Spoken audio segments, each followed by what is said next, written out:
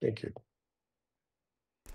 Now, President Bola Tinubu has described the killing of travelers in Plateau State as barbaric and unacceptable. He has directed the Nigerian police force and other security agencies to arrest the perpetrators. And the president, in a statement by his special advisor on information and strategy, Bayo Ononuga, said, quote, "Freedom of movement by all citizens is non-negotiable. We will not tolerate any attempt by anyone or group of people to curtail that fundamental freedom through acts of extreme violence and fear," end quote. The president then called for calm, promising not to allow the dastardly act to go unpunished. Or staying on other tragic events now, the president has also expressed anguish over the suicide bombing in Kano states and Borno at the weekend, while he mourned those who lost their lives and urged security agencies to double their efforts in eliminating Boko Haram insurgents. He condoled with the government and people of Borno State and directed the National Emergency Management Agency to support survivors. Meanwhile, the president has sympathized with the families of those killed and injured by an explosion in Kano State.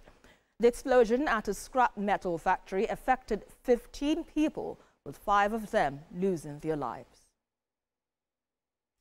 Meanwhile, the governor of Kaduna State, Uba Sani, has condemned the killing of some of its indigents by a suspected mob in Mangu local government area of Plateau State. He promised not to leave any stone unturned until the criminals are brought to justice, and the victims are said to be traveling from Zaria in Kaduna State for a wedding in Plateau State when they were intercepted by a mob at Mangu district.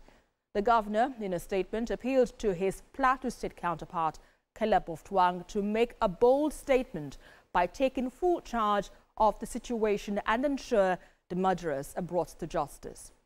On his part, Plateau State Governor Caleb Oftwang has expressed deep sorrow over the tragic mob action that claimed the lives of 8 persons in Mangu local government on Friday evening. Senior reporter Funam Joshua has more on this. It is another sad experience and moment in Plateau State as 8 persons believed to be travelers from Zaria and Kaduna State were attacked and killed by hoodlums in Mangun community of Mangu Council area of Plateau State. Mangun district, among other communities in the Mangu and Bokos Council areas, has in recent times suffered coordinated terrorist assaults, resulting in daily casualties and mass displacements. The Plateau State Governor Caleb Mutfwan, who visited the scene of the attack and the injured victims at a sick bay, described the mob action as totally condemnable and avoidable. Though the community recently suffered incessant terrorist invasion and mayhem, the prolonged attacks do not justify such a senseless act against innocent commuters. Extending his heartfelt condolences to the bereaved families and the government and people of Kaduna State, Mr. Mutfwan charged security agencies to conduct a thorough investigation into the incident, ensure that justice is served, and implement proactive measures to prevent any likely reoccurrence.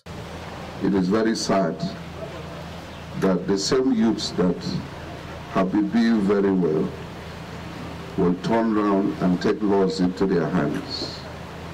This is totally unacceptable, and government will not sweep this under the carpet. I've reached out to my colleague, His Excellency the Governor of Kaduna State.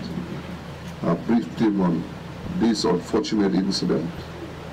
We have also reached out to His Royal Highness the Emir of Zaria, and also condoled him over the loss of these lives.